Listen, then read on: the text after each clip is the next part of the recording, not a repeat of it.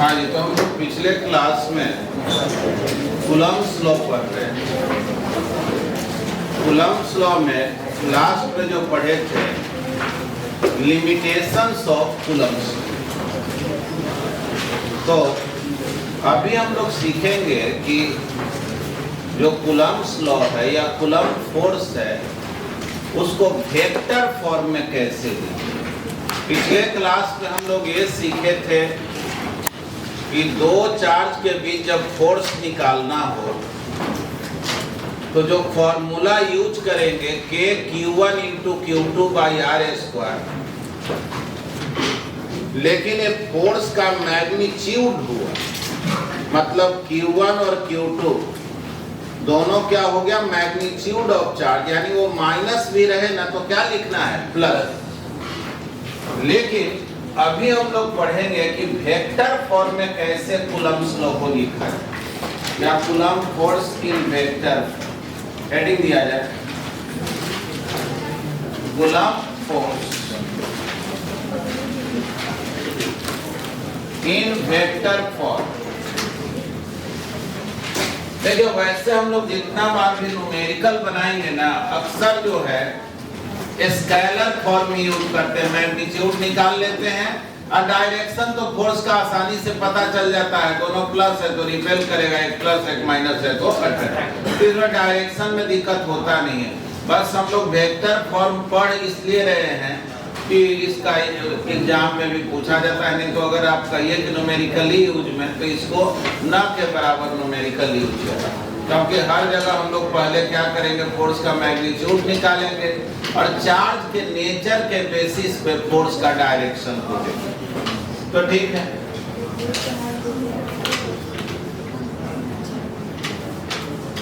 देखें दो चार्ज है Q1 और Q2, हमको ये नहीं मालूम है कि चार्ज का नेचर क्या है, कौन प्लस है कौन माइनस है, ये मुझे मालूम नहीं है। सपोज कीजिए यहाँ पे ओरिजिन ले लिए, अभी जहाँ पे Q1 है इसका नाम हम दिए पोजीशन वेक्टर R1 और Q2 जहाँ पर है उसका नाम दिए पोजीशन वेक्टर R2। तो 2 को 1 से मिलाने वाला जो लाइन है, इस लाइन को हम नाम दिए R21। देखो जैसे लिखा हुआ है R21, तो इसको समझो position vector of 2 with respect to 1। इसको हम लोग यही पढ़ेंगे, ठीक। देखो जी, तुम जान रहे हो कि Q1 Q2 पे फोर्स लगाएगा और उतना ही फोर्स Q2 Q1 पे लगाएगा, बस डायरेक्शन अलग हो। ये जो डायरेक्शन है, इस डायरेक्शन का नाम हम, जैसे याद करो वेक्टर में एक्स एक्सिस को हम लोग आई कैप से दिखाते हैं ना, वाई एक्सिस को जे कैप से, तो वैसे ही ये जो डायरेक्शन है इसको हम दिखा रहे हैं R21 कैप, यानी R21 कैप जब बोलेंगे तो समझ लेना है इधर डायरेक्शन का बात हो रहा, ठीक है। अब सपोज करो हम ये देख रहे हैं कि चार्ज जो Q2 है उस पर Q1 कितना फोर्स लगा रहा है और उसको हम बोले F21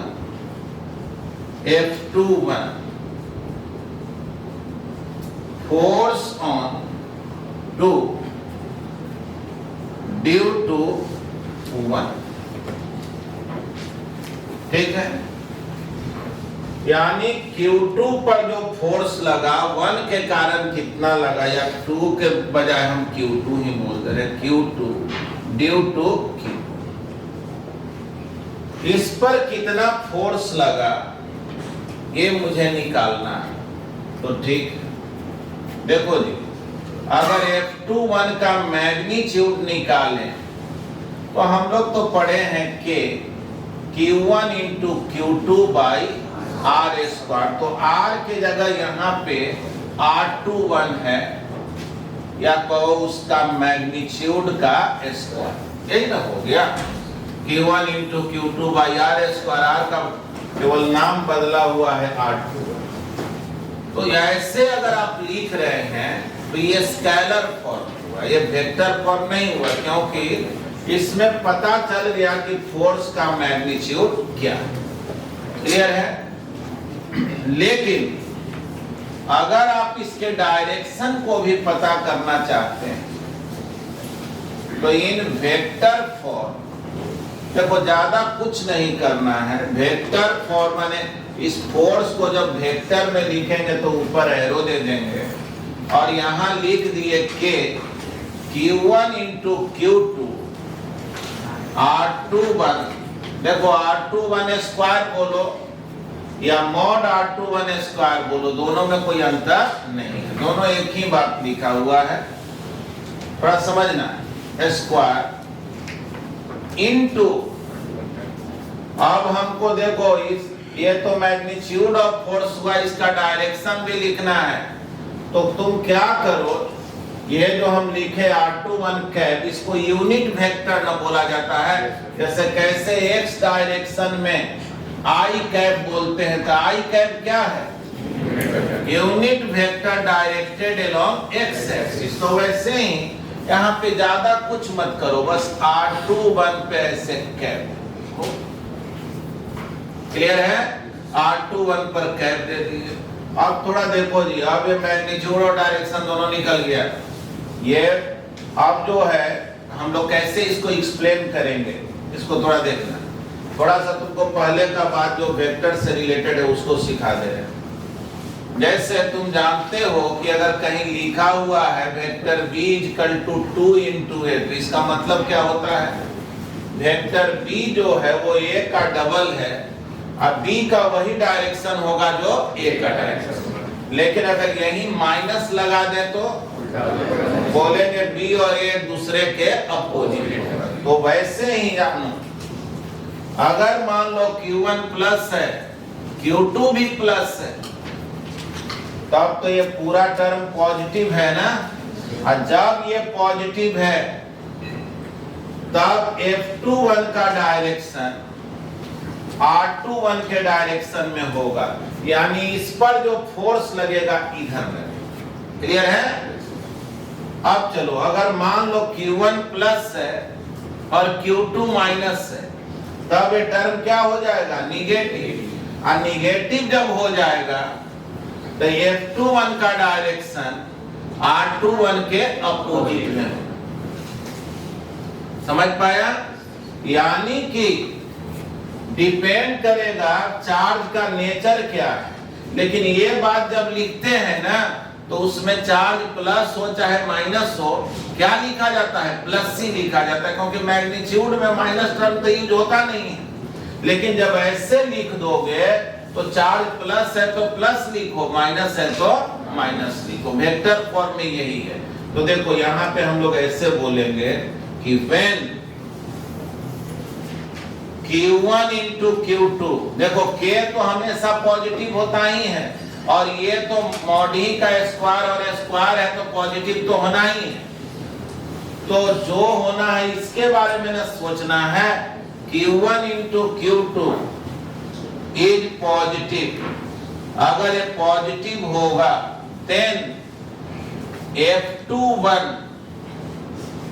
is directed along the direction of R21, यानी जिधर R21 होगा उधर ही फोर्स लगेगा। एकदम सिंपल है कि नहीं? अरे समझ पा रहा है ना? अब देखो, when Q1 into Q2 is negative, negative कब होगा जी Q1 into Q2? तो जब कोई दोनों में एक प्लस हो और दूसरा माइनस हो। जब Q1 into Q2 निगेटिव हो तब क्या होगा? तो बोलेंगे F21 opposite to R2। Clear है? यही हो गया कूलम्ब्स लॉ या coulomb force in vector form. Clear है? नोट किया।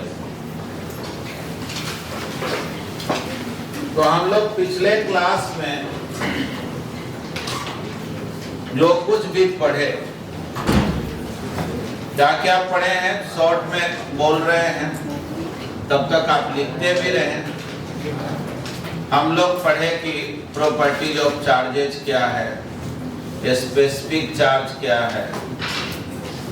उसके बाद के क्लास में हम लोग पढ़े मेथड्स ऑफ चार्जिंग क्या है, क्वार्क्स क्या है, इलेक्ट्रोस्कोप क्या है ना। फिर हम लोग कूलम्ब्स लॉ में फोर्स का डेरिवेशन कैसे करेंगे, कूलम्ब्स लॉ का लिमिटेशंस क्या है।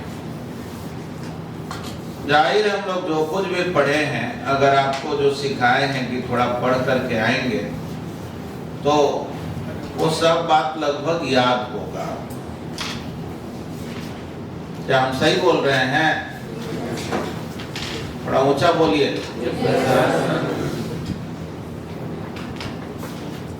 तो लगता है कि आप लोग सब जो है पूरा अच्छे से रिवीजन कर रहे हैं, प्रयास कर रहे हैं। देखो ज्यादा हम कर भी क्या सकते हैं, प्रयास से ज्यादा तो कुछ किया भी नहीं जा सकता। हम अपने समझ से पूरा कोशिश करें, मंजिल मिले बहुत अच्छी बात है, नहीं भी मिले तो अफसोस तो नहीं न रहेगा कि हमने कोशिश नहीं किया। देखो बहुत बार क्या होता है कि स्टूडेंट केवल ये सोचता है कि मिलना होगा तो मिल ही जाएगा। तो देखो जीवन में कुछ न कुछ तो हो ही जाएगा ना। तुम ये देखते हो कि जो लोग रोड पे भटक रहे होते हैं किसी भी कारण से, कभी किसी का मानसिक रूप से कुछ विक्षिप्त हो जाते हैं या कुछ अभाव में तुम देखते हो कि रोड पे जो कागज बीनते हैं, कचरा चुनते हैं, ठीक है उनके साथ कुछ दुर्भाग्य है, लेकिन जी तो वो लेते हैं।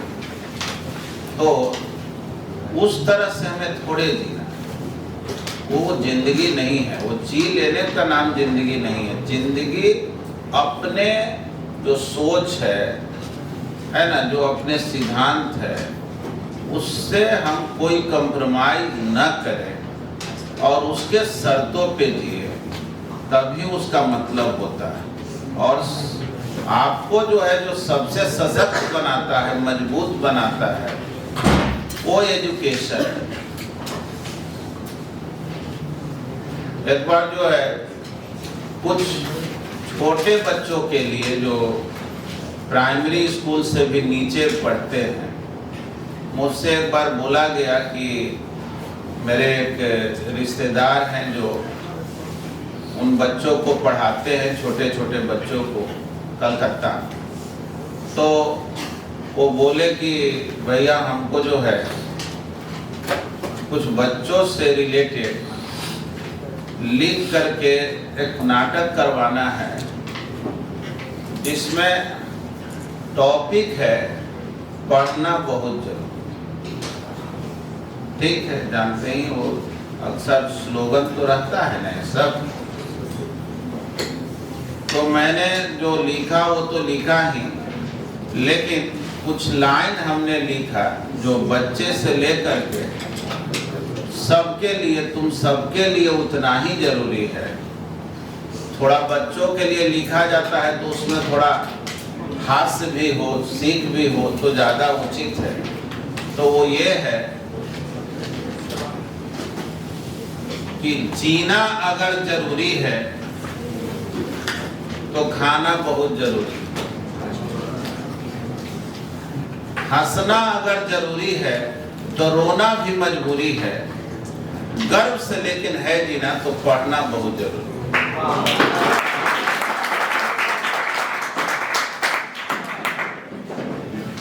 तो आप यही जाने, वो बच्चों के लिए भले लिखा गया हो, लेकिन वो वैलिड तो सबके लिए। आप चाहें तो अपना मर्जी आप अपने आप को कैसा बनाते हैं, क्योंकि दुनिया में कोई भी शिक्षित बन के नहीं आता है। दुनिया में सब लोग लगभग समान जो है अवसर लेकर आते हैं, अब वो अपने जो है मेहनत बुद्धि क्षमता के अनुसार जो है चीजों को हासिल करते हैं। ठीक ना? देखने में दिक्कत हो रहा है क्या? देखिए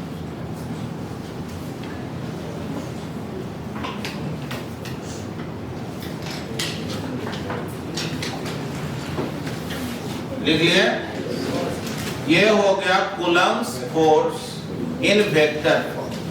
अब हम लोग पढ़ेंगे कूलम्ब फोर्स का क्या क्या प्रॉपर्टीज। मिटाते हैं।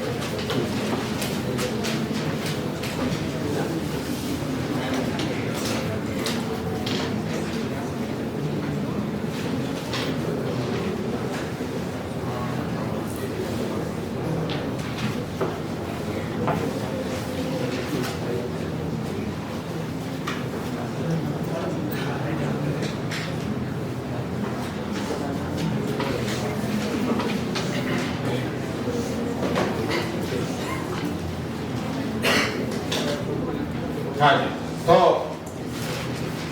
हेडिंग देंगे प्रॉपर्टीज ऑफ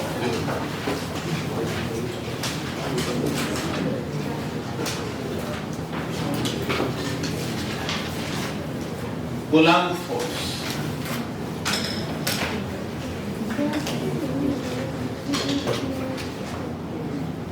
देखो जी, तो कूलम्ब फोर्स जो है, एक तो तुम जानते ही हो अट्रैक्टिव और रिपल्सिव दोनों हो सकता है।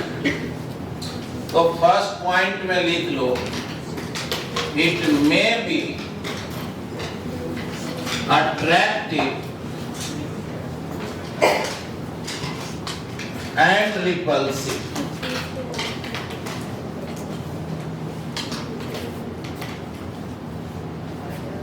ठीक है? देखो ये टर्म होता है कंजर्वेटिव फोर्स। समझते हो कंजर्वेटिव फोर्स? कंजर्वेटिव फोर्स जो है, देखो तुम में से कुछ स्टूडेंट जो नहीं समझता, वो वर्क पावर एनर्जी चैप्टर में बताया गया था, उसके बाद यूज तो बहुत जगह है। जैसे mg फोर्स हो गया, स्प्रिंग फोर्स हो गया, ये सब कंजर्वेटिव फोर्स है। कंजर्वेटिव फोर्स का मेन प्रॉपर्टीज क्या है? जैसे अगर किसी ऑब्जेक्ट को एक पॉइंट से दूसरे पॉइंट तक ले जाए, मान लो पॉइंट ए से पॉइंट बी तक ले जाए, कभी इस रास्ते से ले गए, कभी इस रास्ते से, कभी अलग अलग रास्ते से ले गए, लेकिन ए से बी तक जाने में उस फोर्स के द्वारा जो वर्क हुआ वो तीनों पाथ में अगर इक्वल है, यानी पाथ से उसको कोई मतलब नहीं है, W1 equal to W2 equal to W3, तब समझ लो कि ये कैसा फोर्स है? कंजर्वेटिव फोर्स है। जैसे समझो पेन यहाँ पर है, इसको यहाँ ले जाना, हम ऐसे ले गए, ऐसे ले गए, इधर से ले गए, mg के द्वारा वर्क देखें तो mg जो है हर केस में इक्वल वर्क करेगा, उसको पाथ से कोई मतलब नहीं होता, उसको मतलब होता है इनिशियल पॉइंट और फाइनल। दूसरा जानो कंजर्वेटिव फोर्स का दूसरा समझो, जो बात याद रखना है कि जैसे मान लो किसी चार्ज को तुम यहां से लेकर के चले, यहां से लेकर के चले, चलते चलते फिर यहीं लाके रख, तो जहां से चला फिर वहीं पहुंच गया, तब टोटल वर्क क्या हो गया? यानी जो कंजर्वेटिव फोर्स है उसके द्वारा टोटल वर्क क्या होता है? 0। अगर एक राउंड ट्रिप लेते हो, यानी जहां से चले और वहीं पहुंचे, तो याद रखना कूलम्ब फोर्स भी जो है वो कंजर्वेटिव फोर्स है। जैसे mg फोर्स के लिए बात किए, स्प्रिंग के लिए बात किए, वैसे ही इलेक्ट्रोस्टैटिक फोर्स भी जो है वो कैसा फोर्स है, कंजर्वेटिव फोर्स। तो चलो सेकंड पॉइंट में लिखेंगे ना, इसको हम लोग देखो राउंड ट्रिप वर्क को ऐसे लिख देते। देखो यहाँ राउंड दे दिए, इंटीग्रेट कर दिए, फोर्स डॉट डिस्प्लेसमेंट को वर्क बोलते हैं ना, इसको हम लोग पढ़ते हैं राउंड ट्रिप, यानी जहां से चले वहीं पहुंच गए तो राउंड ट्रिप हो गया। तो ये कूलम्ब फोर्स कंजर्वेटिव फोर्स है, इसीलिए इस फोर्स के द्वारा जो वर्क है वो पाथ पर डिपेंड नहीं करेगा, इसमें राउंड ट्रिप वर्क क्या होगा, 0। चलिए लिखेंगे it is a conservative force, it is a conservative force। ठीक है, लिखेंगे work done by this force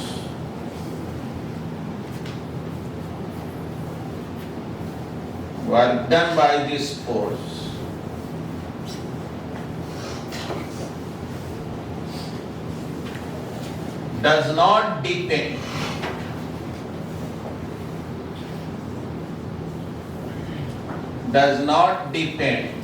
on path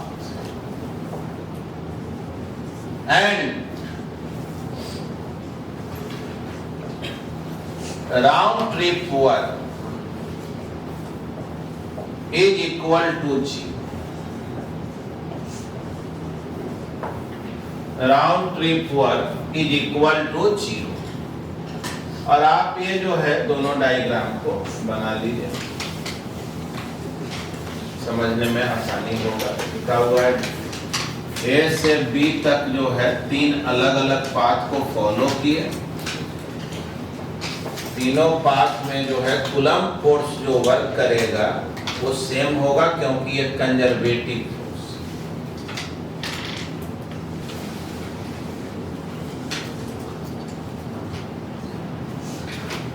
देखो अगर हम लोग एक इलेक्ट्रॉन और एक प्रोटॉन के बीच का फोर्स देखें, ठीक ना, 2 इलेक्ट्रॉन के बीच का फोर्स देखें, इलेक्ट्रिकल फोर्स और ग्रेविटेशनल फोर्स, तो E into e by r square और G ME into ME by r square, यही ना, दोनों एक इलेक्ट्रॉन और एक proton, ME into MP by r square. तो देखो तो कितना आया, KE square divided by G ME into MP। अगर हम लोग वैल्यू पुट करें 9 इंटू 10 टू दी पावर 9 और E हो गया 1.6 10 to the power -19 whole square और 6.67 into 10 to the power -11, electron का mass 9.1 into 10 to the power -31 और ये हो गया 1.67 10 टू दी पावर -27। तो इसको हम लोग जब सॉल्व करेंगे तो something into 10 to the power 40 के अप्रोक्स आया क्या। तो देखो जी, ये जो वैल्यू आया वो क्या बता रहा है कि इलेक्ट्रिकल फोर्स जो है वो ग्रेविटेशनल फोर्स के तुलना में बहुत ही ज्यादा बड़ा होता है। नहीं, Fe is much greater than Fj। अरे कुछ समझ में आया, इलेक्ट्रिकल फोर्स ग्रेविटेशनल फोर्स से बहुत ज्यादा होता है। कितना ज्यादा समझ ही रहे, 10 टू दी पावर 40 टाइम्स के अप्रोक्स हुआ ना। और यही नहीं, वो एक्चुअल में यहाँ सॉल्व करोगे ना तो और भी कुछ टर्म तो आएगा ना। तो ऐसे लगभग जो है 10 टू दी पावर 39 टाइम्स के अप्रोक्स होता है।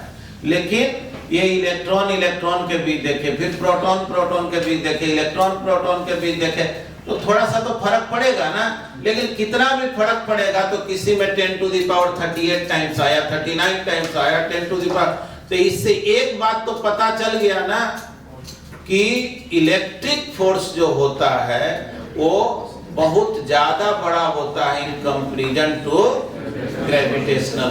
इसीलिए जब हम लोग किसी ऑब्जेक्ट पर इलेक्ट्रिक फोर्स और ग्रेविटेशनल फोर्स दोनों निकालते हैं तो निगलेक्ट करना होता है, तो किसको निगलेक्ट करते हैं? ग्रेविटेशनल। तो लिखो नेक्स्ट पॉइंट, लिखो इलेक्ट्रिक फोर्स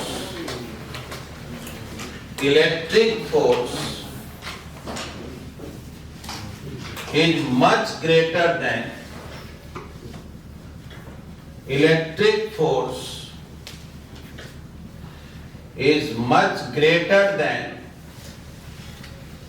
ठीक ना, एवरेज में ऐसे लिख लेना, about 10 to the power 39 times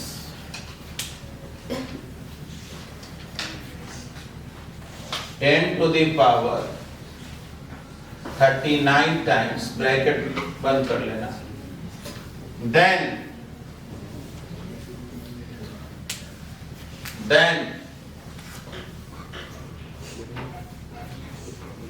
gravitational force,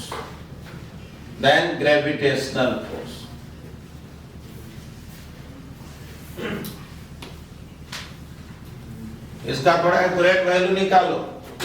accurate value का मतलब हम लोग तो केवल पावर में देखे हैं, ये भी वैल्यू निकालो तो थोड़ा मल्टीप्लाई करके जल्दी सॉल्व करके बदलो। 9 में मल्टीप्लाई करो, यहाँ पे हम लिख दे रहे हैं, उसको सॉल्व करो फटाफट। 9 into 1.6 का स्क्वायर 2.56, इधर तो डायरेक्ट लिख ही दे रहे हैं 10 to the power 40, 10 वाला जो भी हम लोग करेंगे, और 6.67 9.1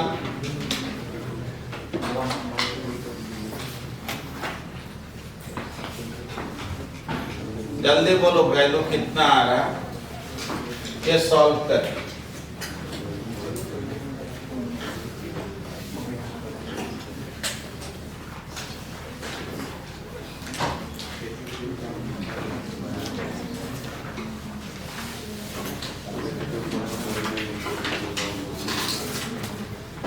कितना आया? कैलकुलेटर से करो ना, कैलकुलेटर से पहले इसको मल्टीप्लाई कर लो, फिर नीचे वाला मल्टीप्लाई दोनों को डिवाइड करो फटाफट करो।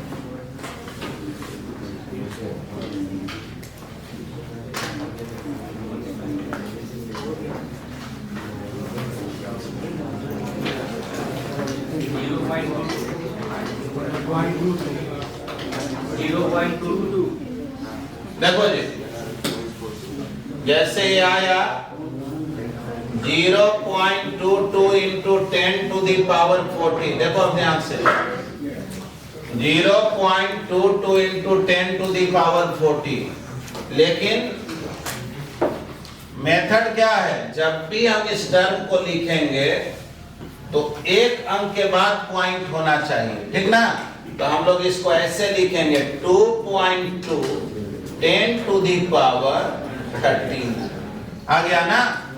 यानी कि हम लोग ये बोलेंगे कि अगर एक इलेक्ट्रॉन ले और एक प्रोटॉन ले और दोनों के बीच अगर हम लोग फोर्स का रेशियो निकाले इलेक्ट्रिक फोर्स और ग्रेविटेशनल फोर्स के, तो इलेक्ट्रिक फोर्स लगभग 10 to the power 39 times greater होगा in comparison to gravitational force. तो इसको लिख लिया जाए, Fe is much greater than Ft। आप लिख चुके हैं लिटरेचर में, और इसी वैसे इस टर्म को भी लिख लें। ऐसे एक बार जानेंगे, जब दो प्रोटॉन के बीच फोर्स देखेंगे तो कुछ बदल जाएगा कि नहीं? दो इलेक्ट्रॉन के बीच देखेंगे तो कुछ और हो जाएगा। इसलिए ऐसा नहीं है कि बोलेंगे कि हर cases no 10 to the power 39 ही है, लेकिन हाँ इतना तो समझ गए कि दो इलेक्ट्रॉन के बीच जब हम लोग फोर्स देख रहे हैं तो 10 to the power 39 टाइम्स के ऑर्डर में उसका रेशियो आ रहा है इलेक्ट्रिक फोर्स और ग्रेविटेशनल। लिख लिए?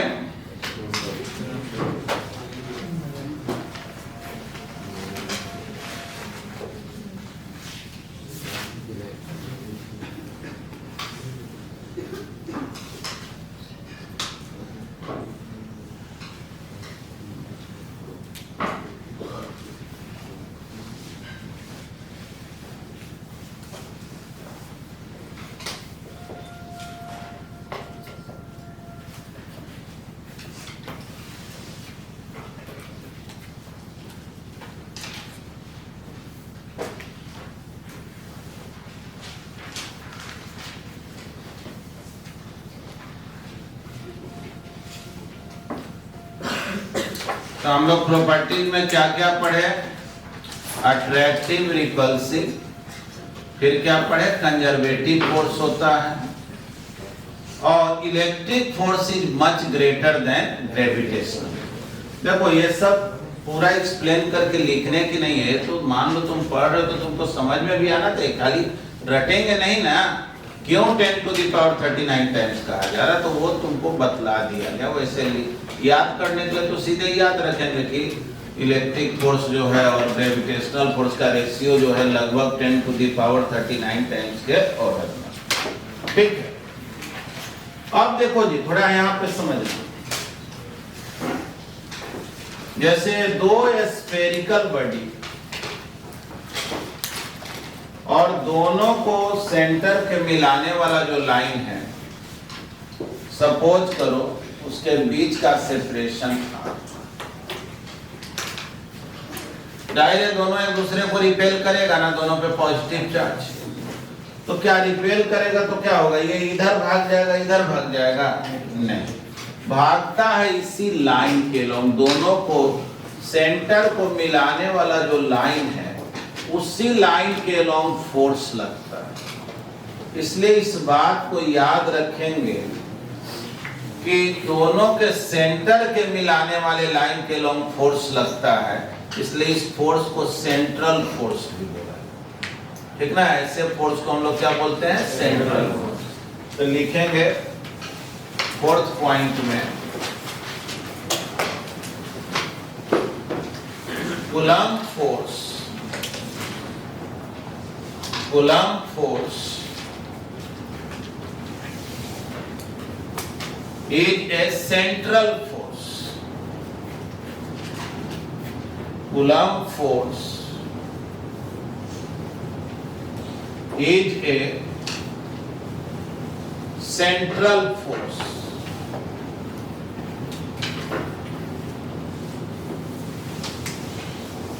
It acts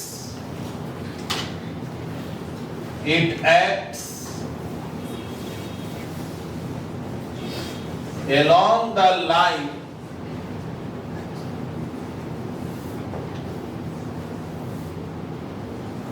joining the centers of the objects.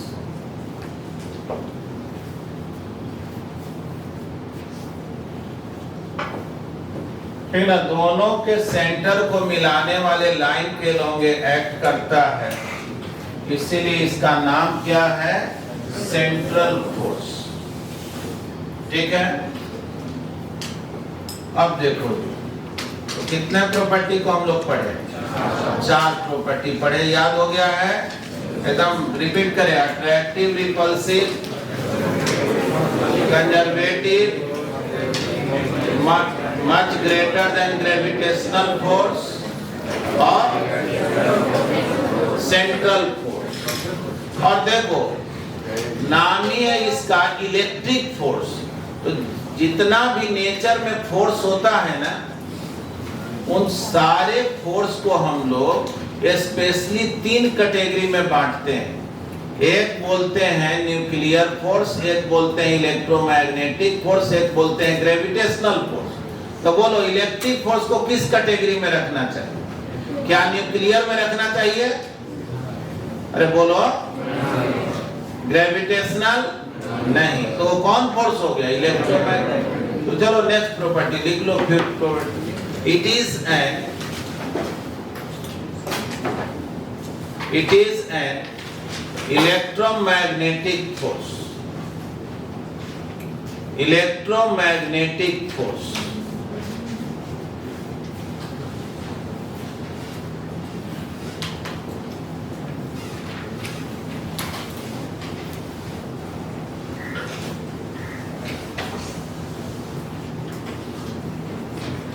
ठीक। चलिए यहां तक तो समझ लिए। अब देखो एक बात जानना, जो एटम का फॉर्मेशन होता है वो कूलम्ब फोर्स के कारण ही होता है, क्योंकि न्यूक्लियस के अंदर तो तुम जानते हो न्यूक्लियर फोर्स एक्टिव है, जो प्रोटॉन को बांध के रखे हुए है। लेकिन इलेक्ट्रॉन जो चारों ओर चक्कर लगा रहा है उसको कौन बांध के रखे हुए है? प्रोटॉन इलेक्ट्रॉन को अपने ओर खींचता है ना, और वो कूलम्ब फोर्स ही जो है ना वो जो उसको बांध करके रखे हुए है। समझ पा रहे हो ना? यानी कि न्यूक्लियर के भी फॉर्मेशन में मेन रोल किसका होता है? कूलम्ब फोर्स का। तो खैर अलग से इतने सारे प्रॉपर्टीज हो गए। अब चलो तुम लोग जो है पिछले क्लास में या उसके पहले जो पढ़े हो निश्चित रूप से पढ़ करके आए हो ना। यहाँ तक थोड़ा बहुत हम तुम लोगों से पहले पूछेंगे और तब हम फिर आगे बढ़ेंगे।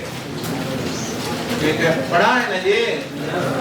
नहीं भी पढ़े हो तो कोई बात नहीं, जब हम पूछेंगे अन्य लोगों से तो तुमको बहुत सा बात तो हम रिपीट करते रहते हैं, याद हो गया होगा।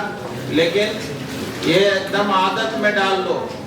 तुम्हारे साथ जो है हम स्पेशल जो है एक्सपेरिमेंट करना चाहते हैं कि जो पढ़ो पढ़ कर के आओ, थोड़ा बहुत पूछ ले, इसी बहाने तुमको याद रहे। और देखो जब बात याद रहता है, जवाब देते हैं तो हमको सब इंटरेस्ट बना हुआ रहता है।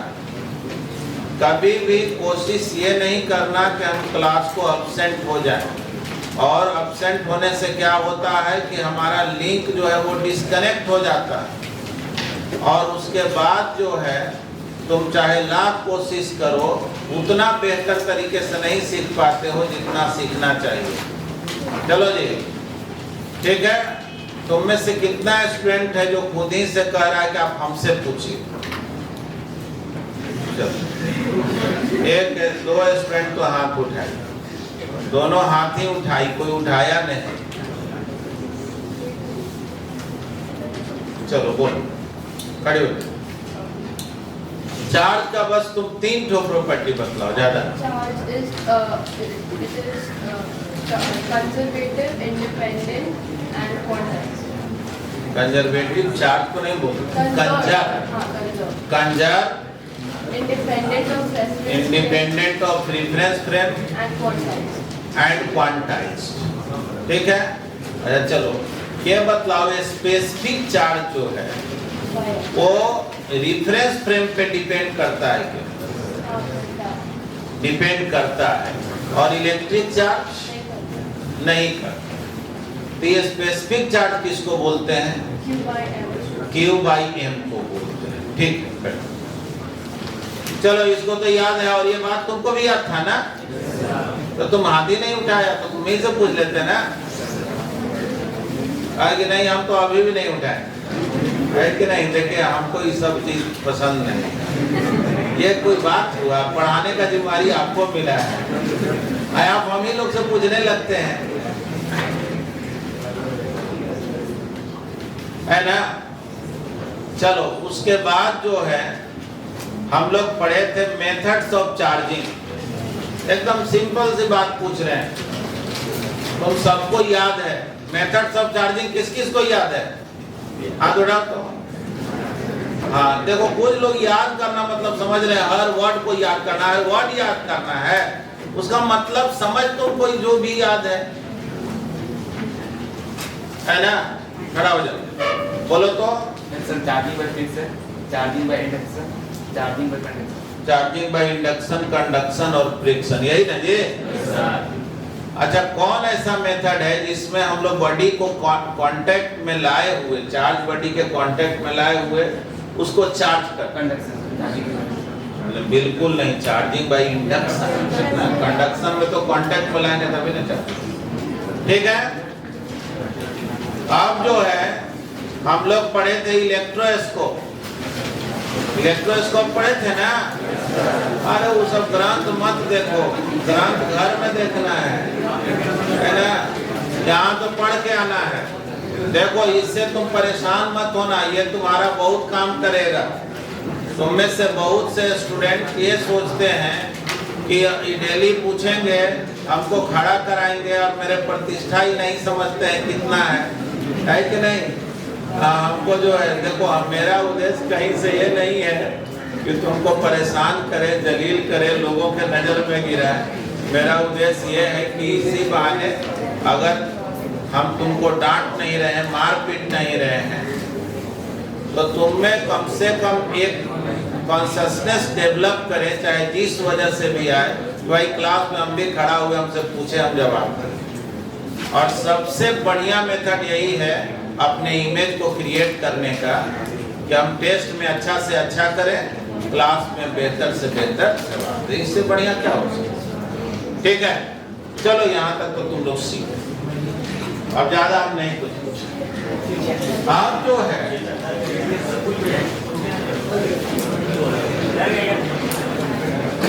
देखो, पूछने से हम डर रहे नहीं, लेकिन बताने से नहीं डर रहे।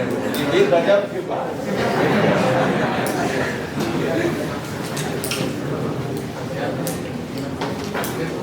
चलो जी, खड़े हो जाओ। इलेक्ट्रोस्कोप जो ऑपरेटर्स है, उसका क्या था?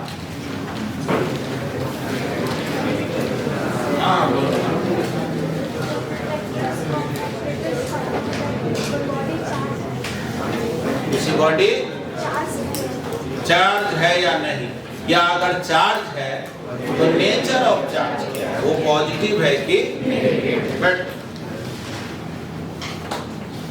आप देखो जी,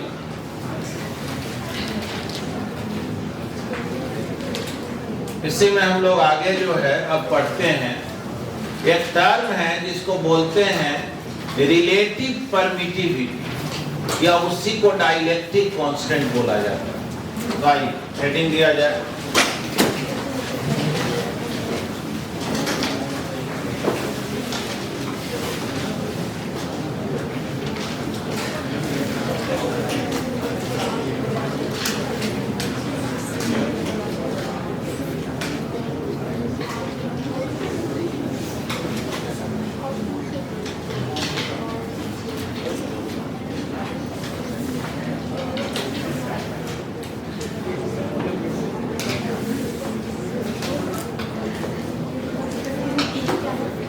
देखो, रिलेटिव परमिटिविटी जो है उसको एप्सिलॉन आर से हम लोग डिनोट करते हैं।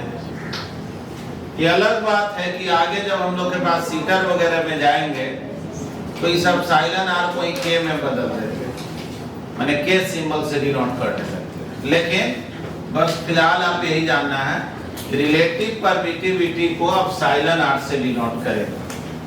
अब एप्सिलॉन आर है क्या? रिलेटिव परमिटिविटी है।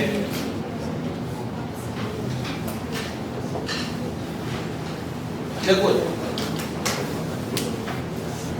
जैसे तुमसे कोई पूछा कि वाटर का रिलेटिव परमिटिविटी कितना है, तो देखो डिफिनीशन क्या है?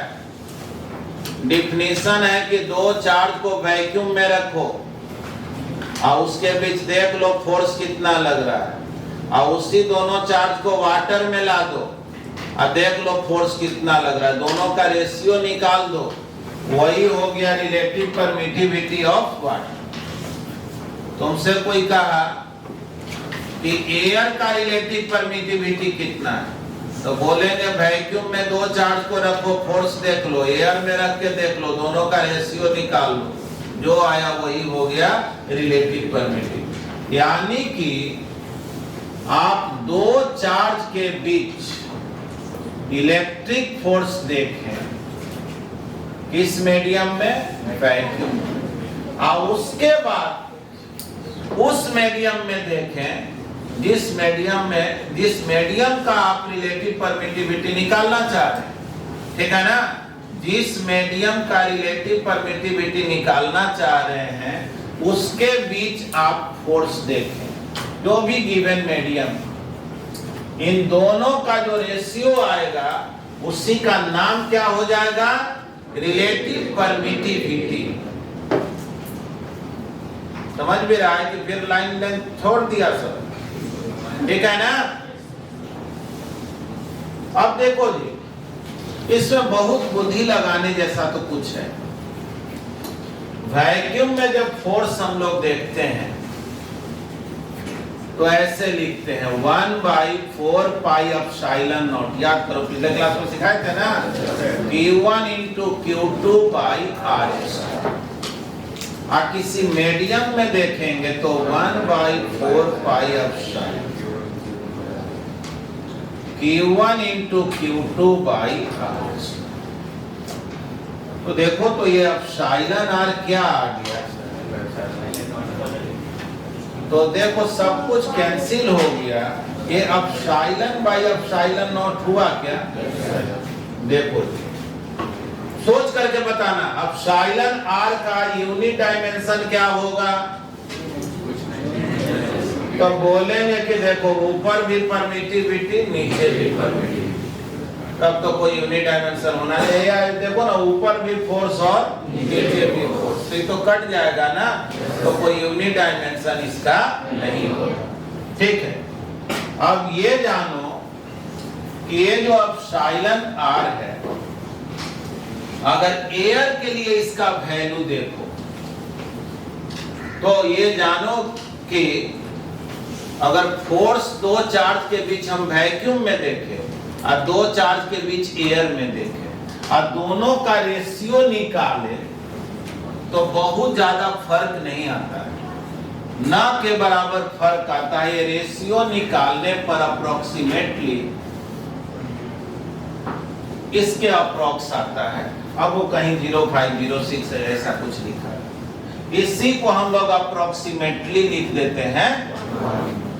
देखो एयर, ये बात हम कर रहे हैं एयर के, एयर का जो रिलेटिव परमिटिविटी है वो है 1 से ज्यादा, लेकिन हम लोग यूज कितना करते हैं 1। अगर हम लोग यही काम वाटर में करें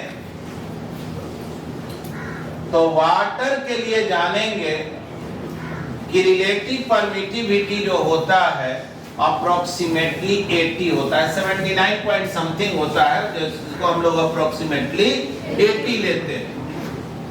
यानी थोड़ा समझ लो बढ़िया से, अगर तुम किसी मीडियम में फोर्स निकालना चाह रहे हो, इसी को हम आगे बढ़ा रहे हैं। यहाँ दो चार्ज के बीच तुम किसी मीडियम में निकालना चाह रहे हो, तो वैक्यूम में जो फोर्स है उसमें आप एप्सिलॉन R से डिवाइड कर दो। कुछ गलत लिखे हैं, वैक्यूम में जो फोर्स है आप एप्सिलॉन R से डिवाइड कर दो तो मीडियम में निकल जाएगा कि नहीं।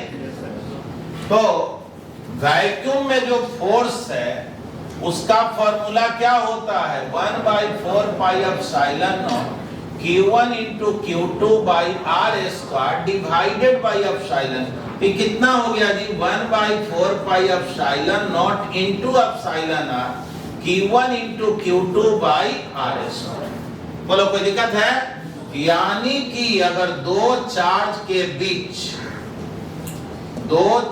के बीच किसी मीडियम में फोर्स देखना चाहते हो तो उसका फॉर्मूला ये आया क्या, या ये भी बोल सकते हो वैक्यूम में फोर्स देख लो और एप्सिलॉन R से क्या करो, डिवाइड कर दो।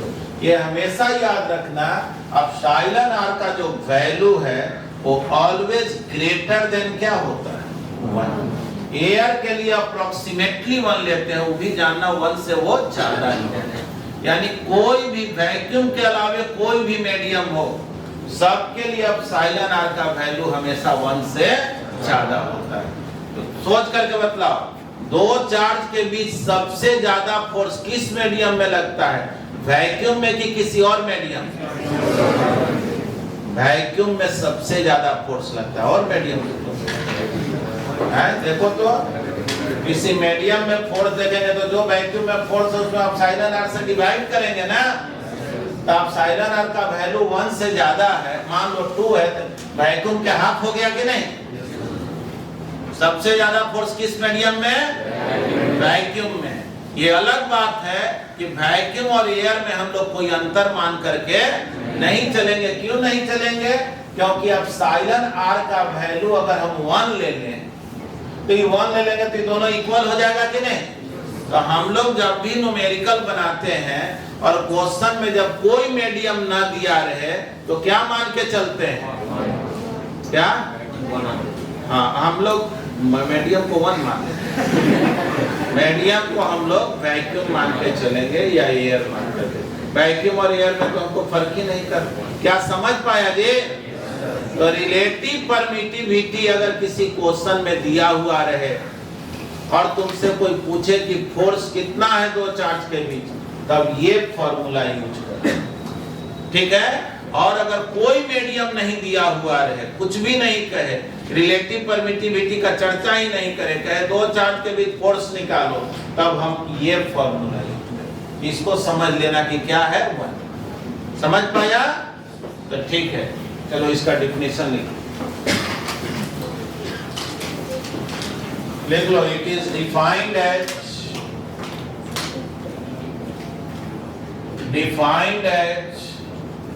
the ratio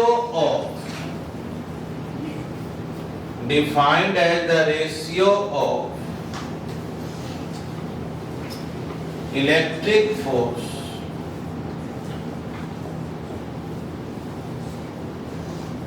between two charges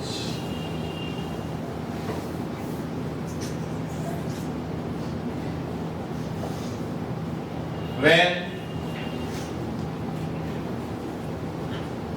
they are placed in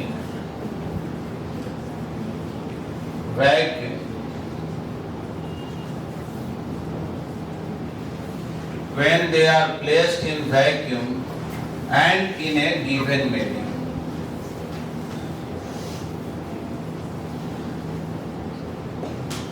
And in a given medium.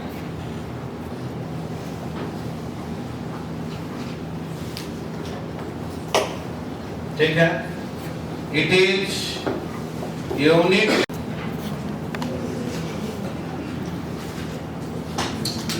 तो हम लोग ये सीखे कि जब भी फोर्स को निकालना हो दो चार्ज के बीच, मीडियम कोई मेंशन न किया हुआ रहे या अगर मान लो वैक्यूम एयर मेंशन किया रहे, तो फोर्स लिखेंगे 1/4 pi epsilon not Q1 into Q2 by R²। लेकिन अगर मीडियम चेंज कर दिया जाए, एयर के अलावे वैक्यूम के अलावे कोई और मीडियम रहे, तब हम लोगों के लिए मेन फॉर्मूला ये होगा।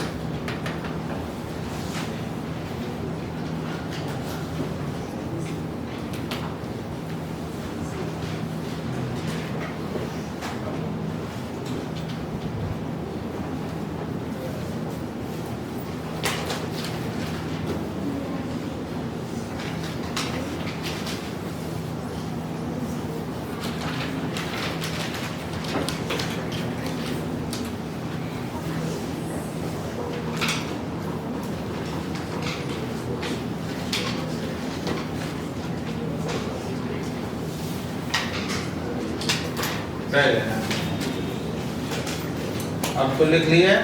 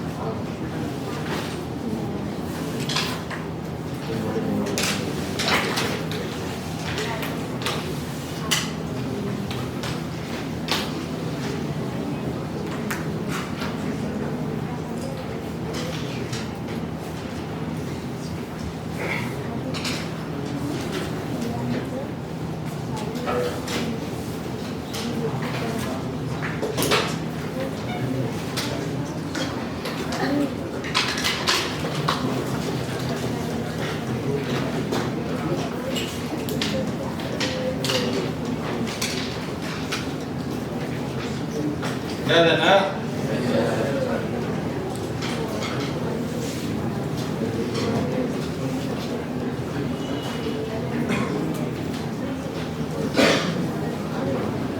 हाँ जी। अब थोड़ा समझना, अभी जैसा कि सीखे, मान लो कि वाटर के बीच में दो चार्ज को हम रख दिए Q1 और Q2 को, कुछ वैल्यू उसका दिया हुआ है, बीच का डिस्टेंस दिया हुआ है, तुमसे कोई पूछा फोर्स कितना लगेगा, तब कौन फॉर्मूला लिखोगे दोनों के बीच फोर्स निकालने के लिए? तो 1/4 pi epsilon not into epsilon r Q1 into Q2 by r², यही ना? ठीक है, लेकिन ऐसा सोचो, मान लो इतना दूर पानी भरा हुआ है और Q1 यहाँ है और Q2 यहाँ, और इतना ही डिस्टेंस तक पानी भरा हुआ और इधर नहीं है पानी। अब पूछा जाए दोनों के बीच फोर्स बदला, तो क्या ये फॉर्मूला लिखना उचित है?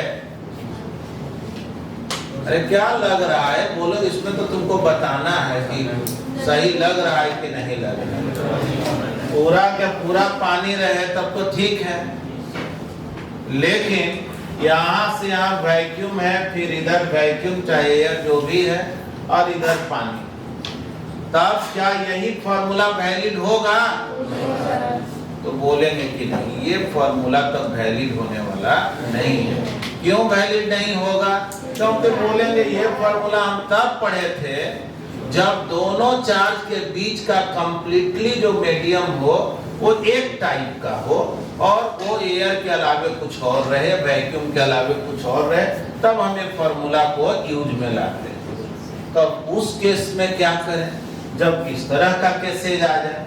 मान लो 1 मिनट के लिए तुमसे कोई कहे कि देखो जी, यहाँ से यहाँ जो है ग्लास का हम एक स्लैब रख दिए और यहाँ Q1 रख दिए, यहाँ Q2 रख दिए, बतलाओ दोनों के बीच फोर्स क्या होगा? ये डिस्टेंस r है और ये इसका थिकनेस t। अब बतलाइए, यही क्वेश्चन तुमसे कोई पूछे तब तुम कहा कि हमको पहले आप ग्लास का रिलेटिव परमिटिविटी बतलाइए, तो कहा कि ठीक है बता। अब आगे, तब भी तो होना नहीं है। हाँ, ये दोनों चार्ज ग्लास के अंदर ही रखा रहता है, तब तो हम लोग काम करते हैं। तो अब हम लोगों को ये सीखना है कि दो चार्ज किसी मीडियम के बीच रखा हुआ रहता है, अगर मान लो r डिस्टेंस पर, तो उसी दो चार्ज को हम वैक्यूम में कितने डिस्टेंस पे रखें कि वो इक्वल फोर्स लगे, और उसी के हेल्प से हम लोग इसका फॉर्मूला डिराइव करेंगे। तो अपने कॉपी में लिखो, हेडिंग दो, how to compare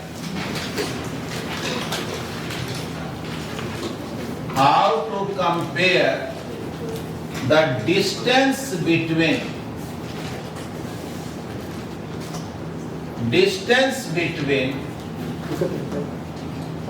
two point charges. How to compare the distance between 2 point charges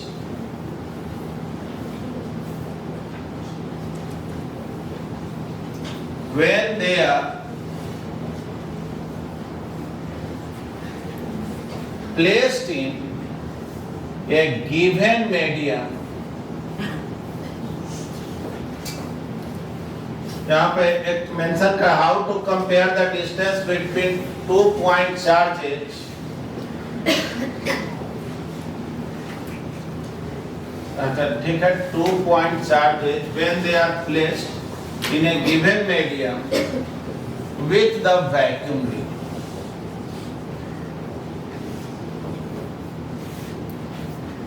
with the vacuum, 2 point charge किसी गिवन मीडियम में रखा हुआ हो तो उसका जो डिस्टेंस है वो वैक्यूम के डिस्टेंस से कैसे कंपेयर करेंगे, आप इसको समझो। जैसे मान लो 2 पॉइंट चार्ज है Q1 और Q2 और दोनों वाटर में रखा हुआ है, या कोई ऐसा मीडियम में रखा हुआ है जिसका रिलेटिव परमिटिविटी कितना है, एप्सिलॉन आर। एप्सिलॉन आर जो है इस मीडियम का रिलेटिव परमिटिविटी है, और दोनों चार्ज एक दूसरे को रिपेल कर रहा है। ठीक है, मान लो एक दूसरे पर F फोर्स लगा रहा है, जल्दी बोलो F का वैल्यू क्या होगा। तो F का वैल्यू अगर हम देखें तो 1/4 pi epsilon not into epsilon r Q1 into Q2 by R square. ठीक, अब हम ऐसा करते हैं, दोनों चार्ज को इस मीडियम से निकालते हैं, ठीक ना। When Q1 and Q2 are placed in vacuum, अब इसको हम लोग वैक्यूम में रखते हैं Q1 और Q2। तो सोचो, तो Q1 और Q2 को अगर वैक्यूम में रखें तो कितना डिस्टेंस पर रखें कि उतना ही फोर्स लगे जितना कि हमको वाटर में फोर्स लगा था या गिवन मीडियम में लगा था। तो पहले हम कितना डिस्टेंस पर रखे थे, R पर, अब हम रख दिए R' डिस्टेंस। और अभी भी क्या देख रहे हैं कि जितना ये फोर्स लगा रहा है Q1 Q2 पे या Q2 Q1 पे, वो पहले वाला के इक्वल है, बस बीच का डिस्टेंस बदलना पड़ा है, फोर्स वही आ गया।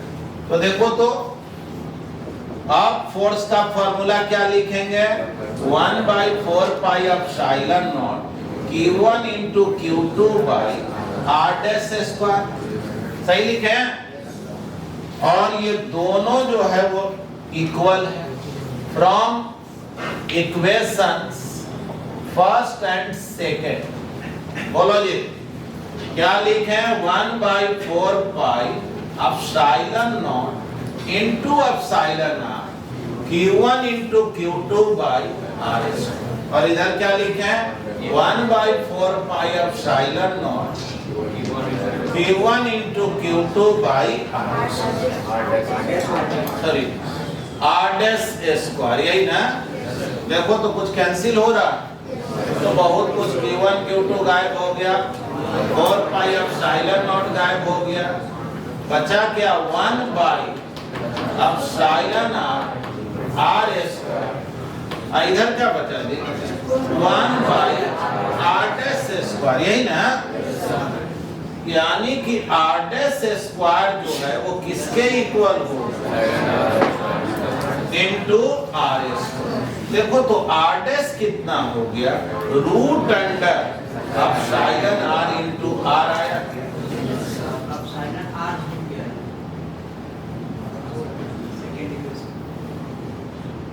कहाँ छूट गया, यहाँ पे, हाँ यहाँ बोल रहा है क्या,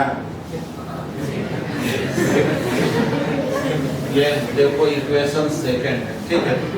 चलो पता नहीं तुम समझा कि नहीं समझा, चलो एक बार एक्सप्लेन कर दे रहे। दो चार्ज को हम किसी मीडियम में रखें तो फोर्स का फॉर्मूला ये लिखेंगे, उसी दोनों चार्ज को वैक्यूम में रखे लेकिन अलग दूरी पे रखे, फोर्स वही होना चाहिए जो पहले लगा था। तो हम क्या किए, R' डिस्टेंस पर जब रखे तो देखे फोर्स वही लग रहा है। तो दोनों का F इक्वल है, लेफ्ट हैंड साइड इक्वल है तो राइट हैंड साइड इक्वल होगा। तब हम सॉल्व किए तो R' का वैल्यू कितना आ गया, under root epsilon R into R। यानी देखो ध्यान से सुनो, हम जान रहे हैं कि तुम में से लोग का दिक्कत कहाँ पे आता है। तुम्हारा दिक्कत तभी आता है जैसे ही मैथमेटिकल बात, जब तक कथा कहानी चले वो एकदम हर ये अध्याय समाप्त, चलिए ओम नमो स्वाहा, एकदम वो सब कितना बढ़िया चीज है। तुम हम जानते हैं कथा भी सुनने जाते हो, तुम देख लेना मैक्सिमम दर्शक वहाँ जोड़े जोड़े कितने लोग, लास्ट में हाँ चलिए जयकारा लगाना है ना। देखो इसमें क्या है कि ऑल टाइम जगह रहना पड़ता है। हालांकि तुम लोगों में एक राइटर भी आया है, वो लास्ट पेज पर तुम क्या कर रहा है जी लगातार? तो तुम्हारे पीछे है। हाँ क्या कर रहा है? कर क्या रहा है? अरे पूछ रहे हैं तुम्हें से क्या, आखिर तुम लिख क्या चीज रहा है? क्या वो सुनाई नहीं पड़ा? थोड़ा ऊंचा बोलो। यही लिख रहे हो कि अभी ये लिखो मत, अभी ये समझो। तो बोले ना तो लिखना। बैठो। तुम ये तो नहीं लिख रहे।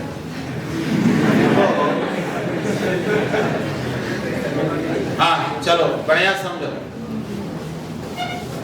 अब हम लोग यही सीख गए कि चार्ज को चाहे आप किसी दूसरे मीडियम में रखिए या वैक्यूम में रखिए, हम तो उसको वैक्यूम ही मान के चलेंगे। और हम क्या करेंगे कि दो चार्ज को आप रखिएगा, ध्यान से सुनो जो बात बता रहे हैं। दो चार्ज को आप अगर वाटर में रखिएगा तो हम बोलेंगे कि नहीं, हम वाटर में नहीं मानेंगे, हम इसको किस में मानेंगे? वैक्यूम में। लेकिन आप जो डिस्टेंस आर लिए, हम आर न लेकर के क्या ले लेंगे? नहीं बोलेंगे। यानी कि अब चलो तुम जैसे इसी क्वेश्चन को बनाते, बढ़िया सुनना, इसी क्वेश्चन को बनाते और तुम कहते कि नहीं आप वाटर में बोले हैं ना, हम इसको वैक्यूम वाला फॉर्मूला से बनाएंगे। तो ठीक है बनाओ। तो कैसे बनाएंगे? 1/4πε0 लिखेंगे ना। Q1 × Q2 R लिखा हुआ है ना, हम R के जगह क्या लिखेंगे? देख लो तो इसको सॉल्व करोगे तो वही फॉर्मूला आ जाएगा कि नहीं पहले वाला? बोलो। यानी कि हम लोग यही सीखे कि कोई भी गिवन मीडियम को तुम वैक्यूम में कन्वर्ट कर सकते हो। बस अंतर यही होगा, उस मीडियम का जो थिकनेस होगा, जो डिस्टेंस उस मीडियम में होगा, उस डिस्टेंस में √ε/r से मल्टीप्लाई करना होगा। जैसे देखो अब आगे जो बात बता रहे भैया सीखना। जैसे मान लो दो ठो चार्ज है Q1 और Q2 और दोनों के बीच में d थिकनेस में हम ऐसे मीडियम को रख दिए जिसका रिलेटिव परमिटिविटी कितना है? ε/r। और Q1 से Q2 का जो डिस्टेंस है वो है r। अब तुमसे कोई कहा कि Q1 और Q2 के बीच फोर्स बताओ, तो बोलेंगे कि ठीक है, अब हमारे पास ऐसा उपाय आ गया है कि जो वैक्यूम है वो तो है, जो नहीं है उसको बना। समझ गया? तो ठीक है, तुम्हारे लिए हर मीडियम अब क्या है? वैक्यूम। किसके किसके बीच फोर्स निकालना है? Q1 × Q2। देखो बीच का डिस्टेंस क्या है? तो बोलेंगे कि नहीं, बीच का डिस्टेंस r तो नहीं, वैक्यूम वाला जो डिस्टेंस है वो देखो। हमको जो देखना है वैक्यूम में ना डिस्टेंस देखना है। तो वैक्यूम में कितना है? कि पूरा r है उसे t माइनस कर दो। तो वैक्यूम वाला कितना है? और जो वैक्यूम नहीं है वो कितना है? t। तो उसको वैक्यूम बनाओ। तो उसको कैसे बनाए? ε/r × t। खोले, बन गया क्या? अरे क्या समझ पाया? चलो नहीं समझा फिर से। देखो Q1 और Q2 दो चार्ज है, बीच में एक स्लैब रख दिए जो वैक्यूम के अलावे हो गया। मान लो ग्लास स्लैब हम रख दिए, इस स्लैब का रिलेटिव परमिटिविटी ε/r है। तो हम हमेशा यही मान के चलेंगे, चाहे चार्ज कोई भी मीडियम में रखा रहे, हम मान करके चलेंगे वो किस में रखा हुआ है? वैक्यूम। और फोर्स का फॉर्मूला 1/4πε और Q1 × Q2 लिख के बैठ जाएंगे। अब सोचेंगे, देखो जी दोनों चार्ज के बीच का जो डिस्टेंस है, कितना डिस्टेंस वैक्यूम में है? कितना डिस्टेंस वैक्यूम में है? तो r - t। T नहीं ना है। आज जो वैक्यूम में नहीं है उसको वैक्यूम में बदलेंगे और बस होल स्क्वायर कर देंगे, बन गया। अब देखो, जब तुम इतना सीख ही गए हो, पहले लिख लो तो फिर पूछते हैं। मेथड सीखा ना?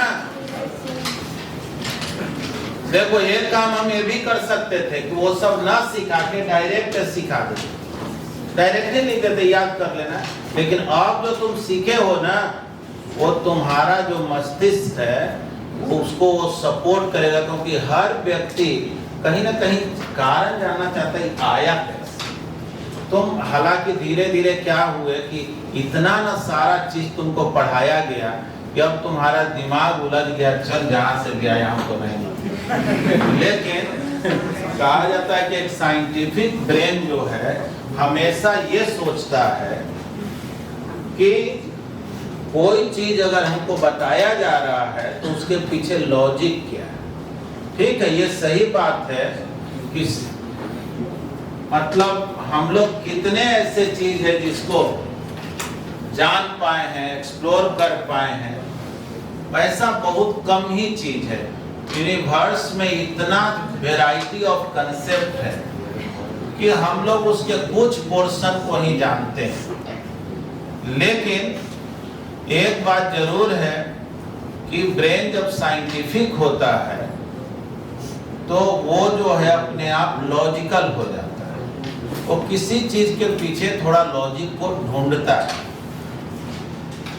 कारण कि अब मान लो भूकंप कैसे आता है, तो एक लॉजिक तो चाहिए ना उसको। ये अलग बात है कि लॉजिक जो है कभी कभी मान लो कि कुछ चीज नहीं समझ में आया तो उसको हम लोग अलग अलग चीजों से जो है जोड़ करके देख लेते हैं।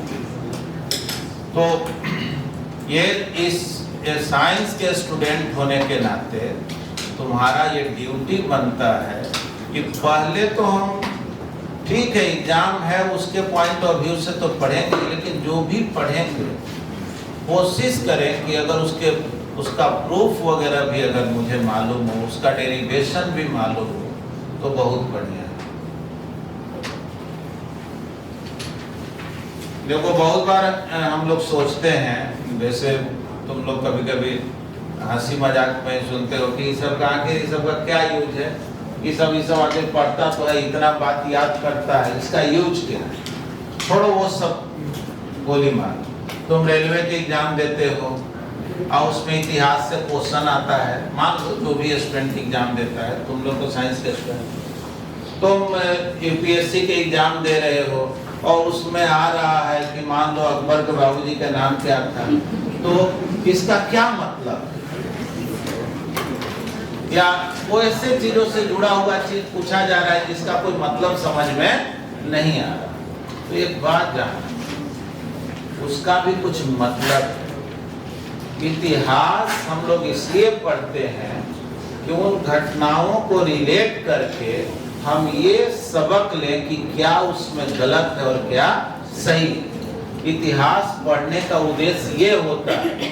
अब कुछ लोग कहता है ट्रेन में टिकट ही काटना है तो इतिहास जानने की क्या जरूरत है ना? बिल्कुल, इतिहास तो हर व्यक्ति को जानना है। जो भी ट्रू हिस्ट्री है अगर तुम बहुत अच्छे से जानोगे तो बहुत से गलत काम करने से बच जाओगे। अच्छा, आज तुम सांप को देख करके कुत्ता के जैसा सहलाने उसको क्यों नहीं लगता? क्योंकि तुम्हारे माता पिता दादा दादी या उनके भी दादा दादी बहुत पहले से जो है, आज से सैकड़ों हजारों वर्ष पहले सांप को गोद में खिला करके अपने आप को काल के गाल में समा चुके। तो बाद में लोगों को बता दिए कि भाई ये जो सांप है इसको मारो, ठीक है, इसको जो है इससे दूर रहो।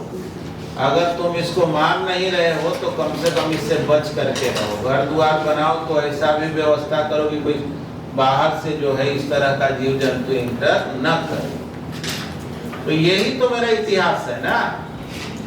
वैसे ही इतिहास है कि तुम आपस में लड़ते रहोगे, आपस में ही बटे हुए रहोगे तो अंग्रेज व्यापार करने आएगा, फिर शासन करेगा। आपस में लड़ोगे तो कोई 1200 आदमी आ करके आप 1200 के फौज ला करके पूरे भारत पर शासन सैकड़ों साल तक कर, जबकि उस दिन भी तुम कितना करोड़ था। अगर 1200 आदमी मान लो 1 मिनट के लिए, हर आदमी तोप ले लेके भी आए, तो घोड़ा ही लेके आया, तोप भी लेकर के आए, और 1 करोड़ आदमी एक तरफ है, 1200 तोप लेकर के एक तरफ, तो क्या 1 करोड़ आदमी भारी नहीं पड़ेगा क्या?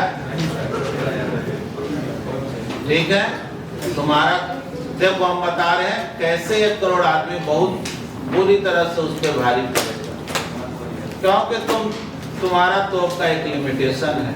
कभी तो गोली खत्म होगा, कभी तो कुछ होगा, और फिर हम बारी बारी से वही 5 गो तोप छीन लें और अपने आप को सही कर, इधर से भी तो तोप चलने लगेगा। लेकिन हम लोग क्या करते थे कि वो तोप चला रहा है मेवाड़ पे, तो कहते थे मेवाड़ पे ना है, हमारा क्या, समझ रहे? हमारे ऊपर आके देखो, तब वैसे ही करते करते हम लोग 800 साल तक गुलामी रहे।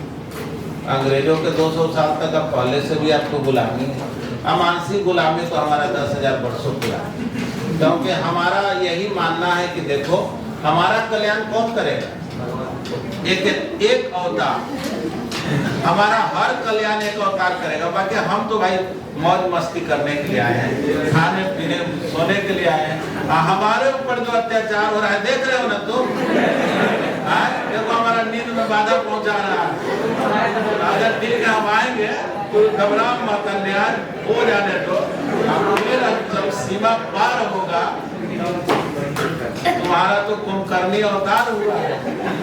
बस इतने जानो, ये बिल्कुल ही गलत बात है कि हम ये सोचे कि कोई मेरा रक्षा करे। आपको तो खुद करना पड़ेगा। आज अगर तुम यही सोचो कि यूक्रेन के पास परमाणु बम होता तो क्या वाकई में यूक्रेन पर इतना बुरी तरह से हमला किया जाता है? नहीं किया जाता। परमाणु बम इसलिए बनाना जरूरी नहीं है कि हम अपने दुश्मनों को नेस्तनाबूद करें। परमाणु बम इसलिए बनाना जरूरी है कि कोई हमारे ऊपर नजर नहीं हो, समझे बात? और हम लोग यहीं पे गलती करते हैं। अपने आप को स्ट्रेंथफुल नहीं करो। आप किसी से, मेरा दोस्ती उससे है, तो मालूम है मेरा परिचय कहाँ है? परिचय कहाँ? परिचय तो बाद में आएगा, यहीं पे तुमको लग जाएगा लपड़ थपड़, तो परिचय कहाँ?